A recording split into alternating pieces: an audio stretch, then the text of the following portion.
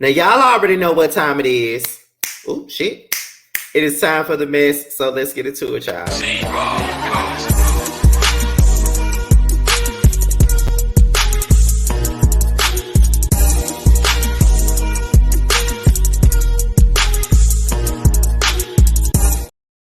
What's going on, you guys? It's be your boy Scotty by Nature TV, and we're here for a brand new episode of Yes for the Mess, where we talk about nothing but celebrity gossip, hot topics, and all things reality TV based. What's going on, you guys, on this beautiful Monday afternoon? What is going on? What's going on? What's going on? Now, before we get into today's mess, let's talk about what we got coming up on the platform. Now, we're going to start this thing off with the Whether You Like It or Not panel. Now, there's a little bit of confusion about where the panel will be tonight.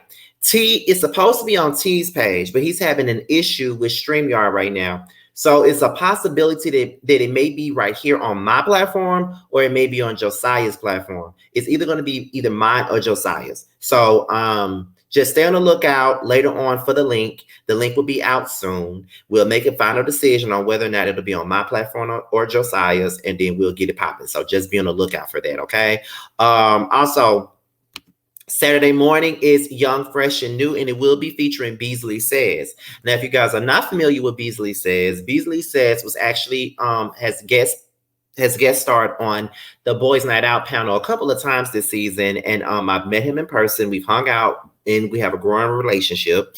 And he's also going to be a part of Who Was Wrong. So be on the lookout for Young, Fresh, and New on Saturday at 12:15 p.m. Eastern time, where we talk about his journey as a content creator and his ups and his downs as a content creator. And of course, I'm going to give him a little bit of my expertise and my advice on that. So just tune in for Young, Fresh, and New so you can see Beasley Says in the flesh. Also on Saturday is Boys Night Out. This will be the last episode of Boys Night Out for the rest of the year. We will be back, however, on January the 7th for the season finale. Yes, we will be on the lookout for that. But we're going to take a holiday break after this episode on Saturday, and then we'll be back after New Year's for the last episode. Okay, so this will be the 9th episode of the season, and I expect to see all 5 of us back for another episode of Boys Night Out. So be on the lookout for that on Saturday night, and also on Sunday it's another episode of Who Was Wrong, and it will be featuring the Brooke Ashley, and we will be talking about the beef between Candace versus Mia. Okay, we will be discussing that on Sunday morning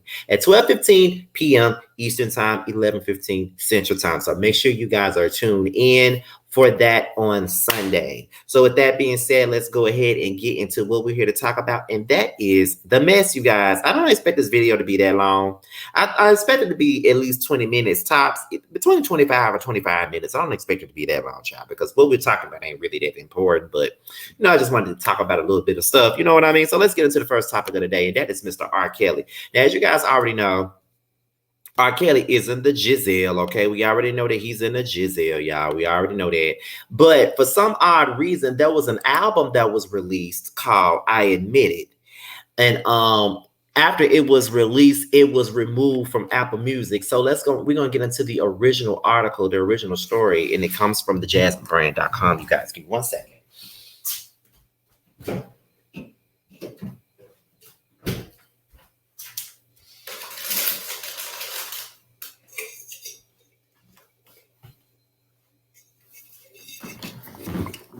Okay, so the original story came out on December the 9th, and it says, R. Kelly just dropped a new album while behind bars, where he seemingly addresses years of allegations against him.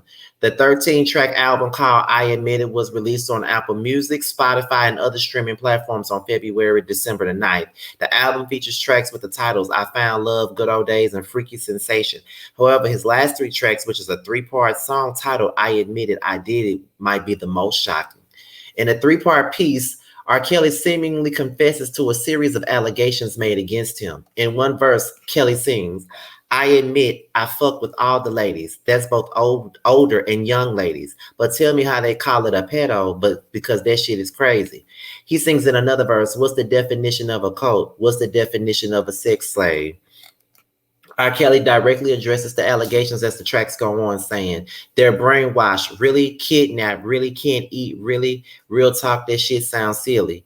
The album is a collection of previous released and unreleased material. He put out the full 19-minute track I Admitted I Did It on SoundCloud back in 2018, but this marks the first time the project has made its way to Apple Music or Spotify.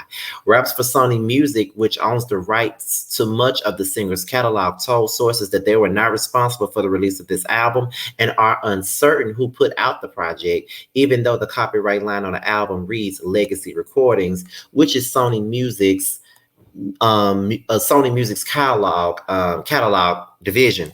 As previously reported, R. Kelly was found guilty in a New York trial on RICO and trafficking charges and was subsequently sentenced to 30 years behind bars. In a second federal trial brought on by the city of Chicago, Kelly was found guilty of 3 child pornography counts and 3 counts of enticing minors into criminal sexual activity. Kelly is set to be sentenced for the latest convictions against him on February 23rd, 2023. Now let's go into the updated version of this article where it's stated, okay, where is it?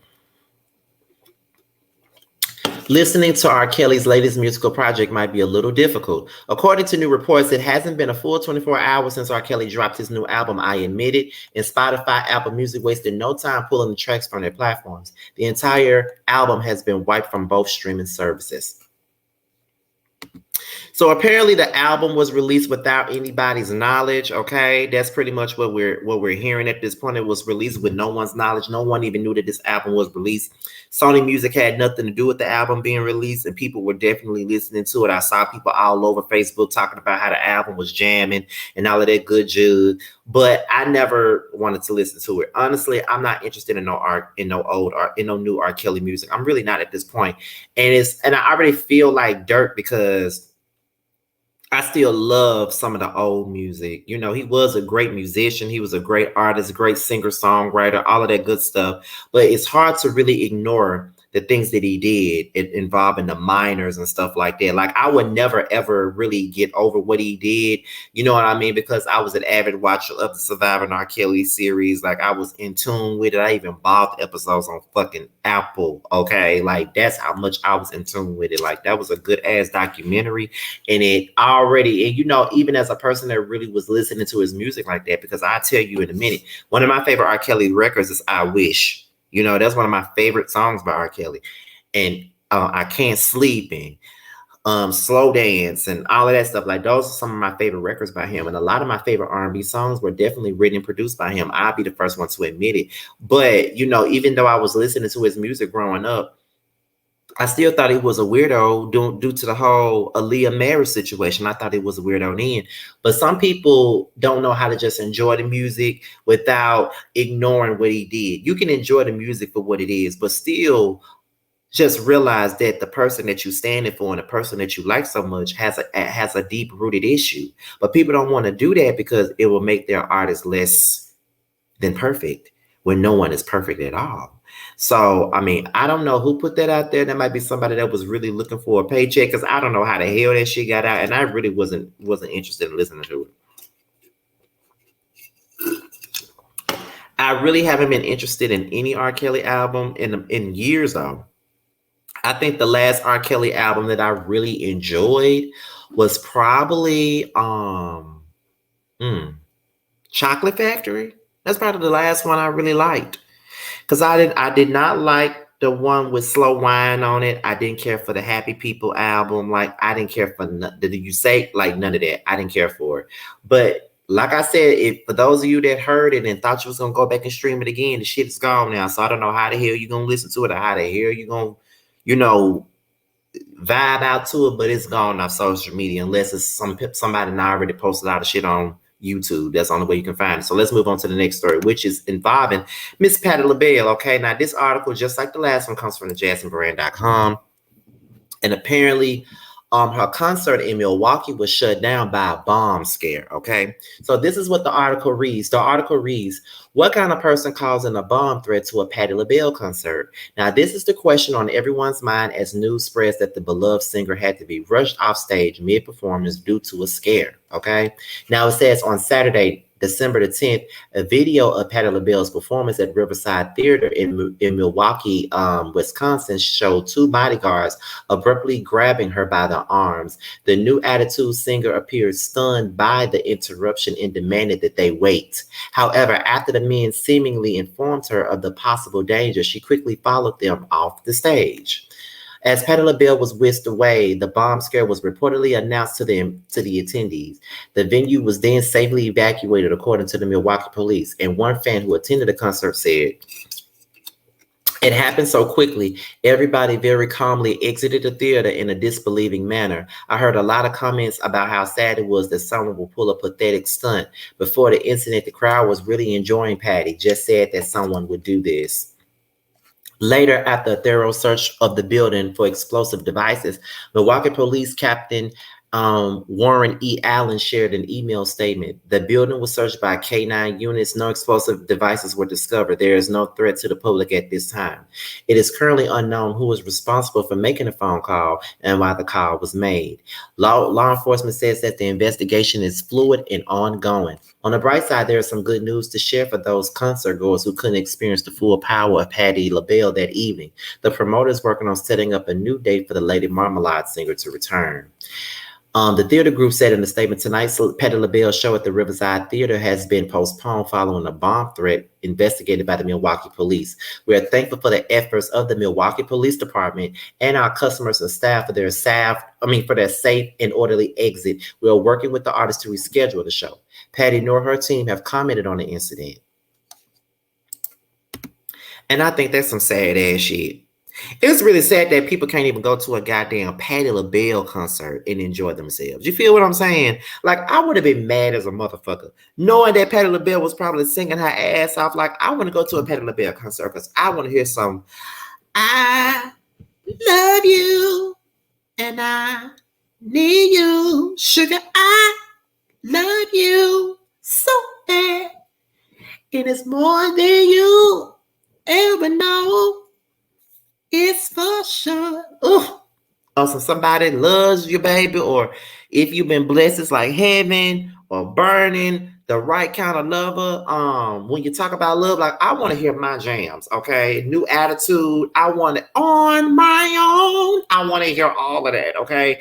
I do not want to be interrupted by some weirdo that's trying to get some damn attention. And whoever did that need their motherfucking ass whooped. Them concert goers to set up there and spend all their money on this goddamn concert, and y'all want to sit up here and play bomb threat games and shit like that and scare the people out the damn theater and shit like that. No. That's some whack ass bullshit. Like, why? I hate people like that though. I hate people like that. Like, why even do some bullshit like that? You feel what I'm saying? Why do some bullshit like that? I just feel like it's whack as fuck.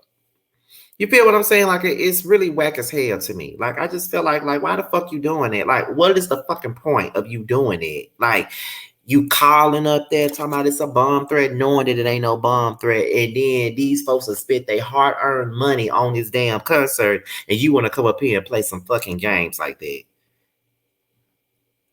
That shit would piss me off. I ain't even gonna hold you. That shit would have pissed me off so motherfucking bad. You mean to tell me that I done spent all my money on this concert and you want to play games with me? Oh no. You would have had to give me a round for having me waste my money on this goddamn concert. You would have had to give me a round, period. Like, what the fuck is wrong with people? Like, what is wrong with people? That shit don't make no sense. I know if I was them damn concert goers, I would have been mad as a motherfucker, period. But I'm glad that they're working hard to like reschedule the show so they can enjoy it.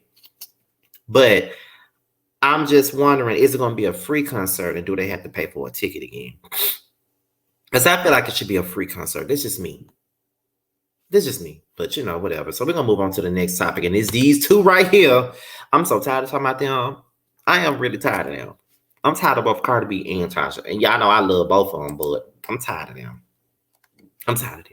Now, this comes from the JasmineBrand.com as well, y'all. Another JasmineBrand.com article, y'all. So, it says that Cardi B fights against blogger Tasha K's attempt to have the $3.8 million judgment thrown out, child. Now, this is what the article states. Cardi B and her legal team are fighting against Tasha K's appeal to have a $3.8 million judgment thrown out. According to Radar Online and newly filed court documents, Cardi B accused Tasha K of being in the blogging business to spread salacious rumors about celebrities for profit. The Grammy Award winner reportedly displayed evidence of Tasha targeting her since 2018. Cardi B argued that the YouTuber knew spreading false information would increase her ratings. The 30-year-old's lawyer said they admitted that their targeted attacks were intended to irritate her and to make people laugh at her and to cause her embarrassment and humiliation. Vulgar, tasteless, and rude were the words used to describe Tasha's actions in the motion. The rapper said the malicious campaign was put together by greed and spite. It was argued that Tasha K's born name, Latasha Kibi, remarks were so degrading that Cardi B responded with outrage shouldn't come as shock. The Be Careful artist said that the jury made the right decision and wants the judgment to remain intact. Okay. As previously reported in 2019, Cardi, whose real name is Cardi B, who won an almost $4 million judgment against Tasha K, who was held liable for defamation, invasion of privacy, and intentional infliction of emotional distress. As part of her repercussions, the YouTuber was demanded to delete defamatory videos she posted online about the Bronx native.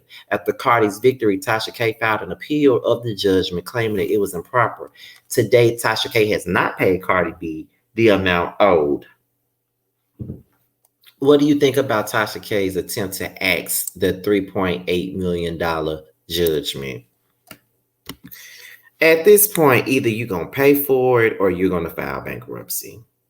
I mean, it's one of the two, because how long are we going to be fighting with this case? How long are we going to be talking about this case? Like, I just don't know, because at the end of it all, like I said, I think it would have been better off for Tasha to just say, yeah, just to delete the videos. It ain't really nothing for her to say, really. Like, just delete the goddamn videos. Like, you don't have to be in agreement with whatever she do or whatever, but in order to keep your credibility intact and keep your channel intact, because you work very hard for that channel and you're over 1 million subscribers, that's something that a lot of Black content creators are not able to achieve. That's a big thing.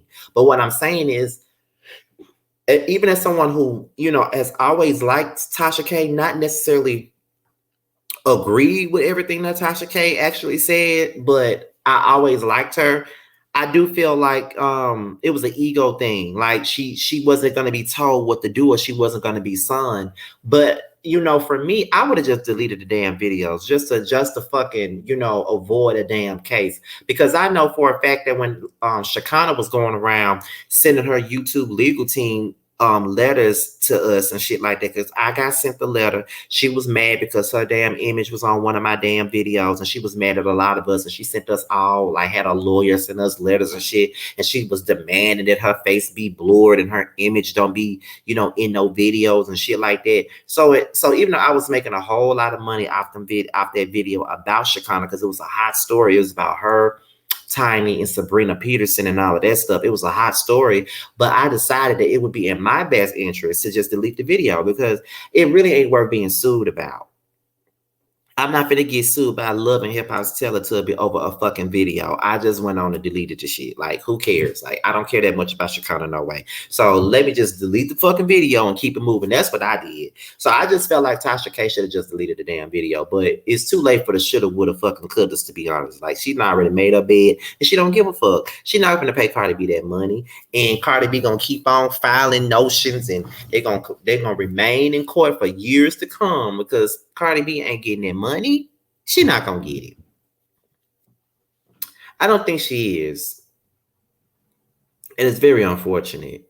It's very unfortunate. And now with that case, people just, downplay everything Tasha K says ever since that case. So it is what it is. So we're gonna move on to the next story, which is the whole thing with TJ Holmes. Now, Gayle King and Don Lemon, they weighed in on the TJ Holmes and Amy Rabash debacle, okay? And this comes from the root.com. Now, this is what was said.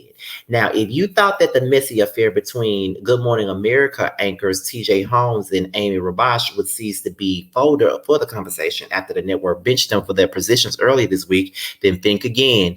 During Thursday's appearance on Watch What Happens Live, Andy Cohen brought up the ordeal to 2022 Root 100 honoree Gayle King to get her perspective on the matter. I mean, I look at the situation. I do say that it's very interesting what's happening over there. King said to ET, it's just gotten very messy and very sloppy. I do think that, because in the beginning I actually thought, listen, good on Good Morning America, they're saying that they're not taking them off the air, two consenting adults, but the more you read, it's just very messy. She continued. Now, to me, it's a sad situation because you got kids involved, you got families involved, and I keep thinking about that, and I'm very concerned about that. Fellow news anchor Don Lemon also shared his thoughts on the matter, explaining to ET that he knows TJ and has nothing but love for him. I know TJ. I work with TJ at CNN, so I have nothing but love for him, and I hope that he's okay, Lemon said.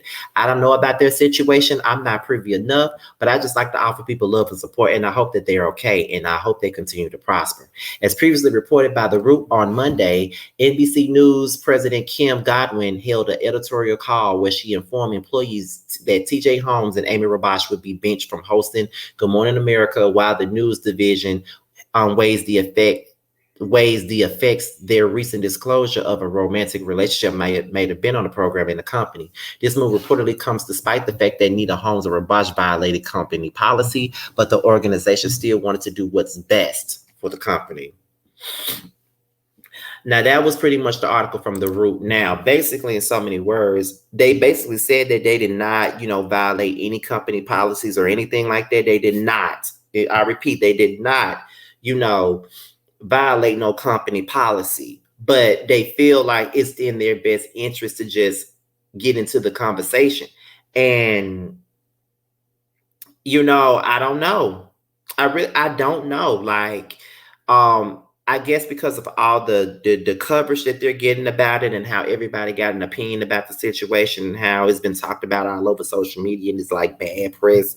They probably just don't want the bad press, to be honest. And I think that's why they're not really here for it. They don't want the bad press. Honestly, that's just what it is. They don't want the bad press, and it's business at the end of the day. I don't think it's anything personal. I mean, y'all lay down, y'all had y'all fun, y'all fucked around, you played around, and now you're feeling sad. You know what I mean? And TJ got to deal with his marriage. There's kids involved in the situation. You know what I'm saying? Like, there's embarrassment, there's humiliation. All that is going on, and you may need to just sit home and be benched and think about what you got going on. Think about, how you're gonna fix your family, because from what it looks like to me, TJ Holmes been cheating on his wife. He been doing it and she been allowing it. That's the way I look at it because of some shit that he posted a long time ago that I read like last week, when we was first covering the story. Like, child, it's some shit been going on with the situation. And I don't know. I just feel like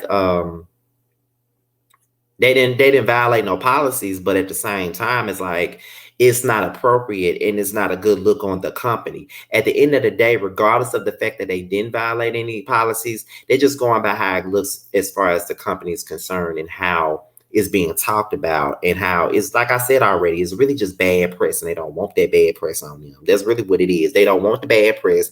They don't want nobody popping shit on them. So it's just that. You feel what I'm saying? So it's just that. So I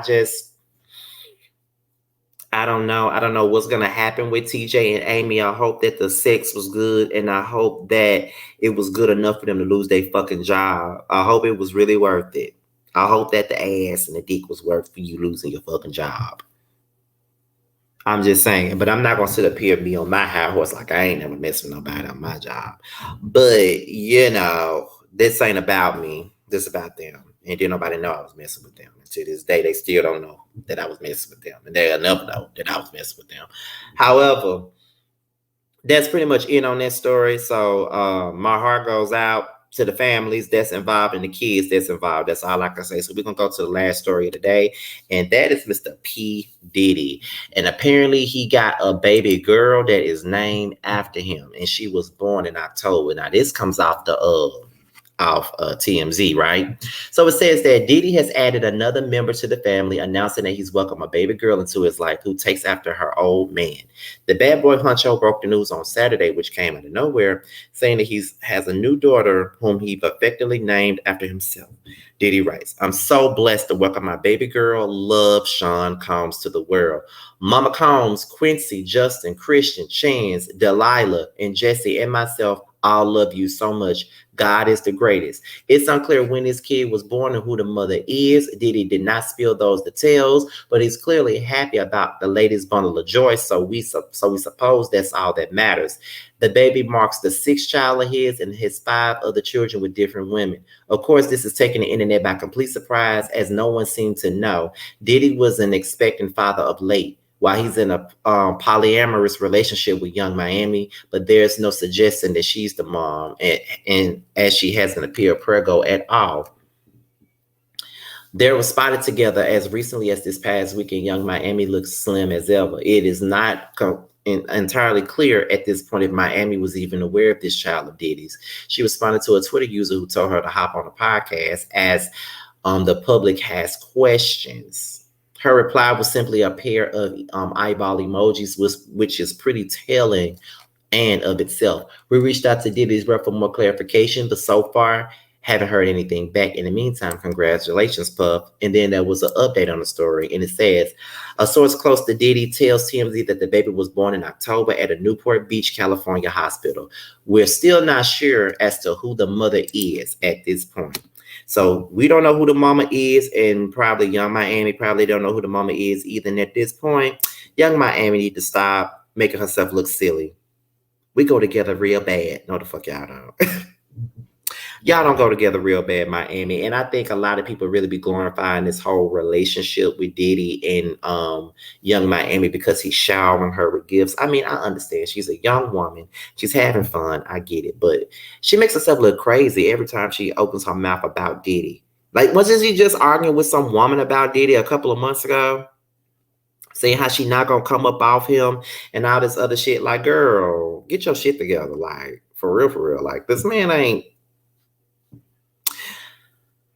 I don't know what these girls be looking at with Diddy. I mean, he's not a bad looking guy. I've never thought that Diddy was a bad looking man, but I guess all they see is the money, and that's why he's able to get whatever woman he wants. But Diddy is in his 50s right now, right? Ain't in his 50s now. Shouldn't he want to settle down and live the married life? Like, he's been a player for many years now, and he's been hurting women many years now.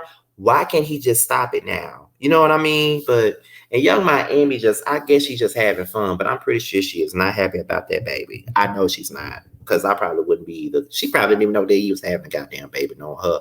But like I said, she don't give a damn. All she cares about is the shit that he giving her. And should your self-respect be more than just a diamond ring and a fur coat and some money? But then again, when it comes down to these people out here in these days and times, that's all they really give a fuck about is material shit. And that's something that I don't really care about. I don't give a fuck about material shit. It's about the way you treat me. If you can't treat me right, if you can't treat me with no respect, then fuck you. Period. You know what I mean? But hey, to each his own. But with that being said, I told y'all this video wasn't going to be that long. But this be your boy Scattered by Nature TV. Be sure to like, rate, comment, subscribe, share this video, and also click on that notification bell so you can be notified whenever a video drops. If you want to follow me on any form of social media, my Twitter, my Instagram, and my TikTok will be down below in the description box. If you want me to follow you back on Instagram, just hit me up in the DM with the hashtag #MysticScottyGang, and I would definitely follow you back. With that being said, you guys, your boys out of here until my next video. I will talk to you guys a little bit later. What's up, guys? It's your boy Tremel. I just wanted to say that I have a new project that's out. It's called Mixed Feelings. It's on all streaming platforms. I would hope that you would go and check it out. It's a really good feel of an album. It's got everything you need and more. It's got R&B, it's got a little bit of pop, it's got a little bit of hip hop. It's everything that you need and more. It's out all streaming platforms, like I said. Please check me out, and you can also follow me at IAM_Tremel. That's IAM_TRAMEL. Check me out. I hope to hear from you.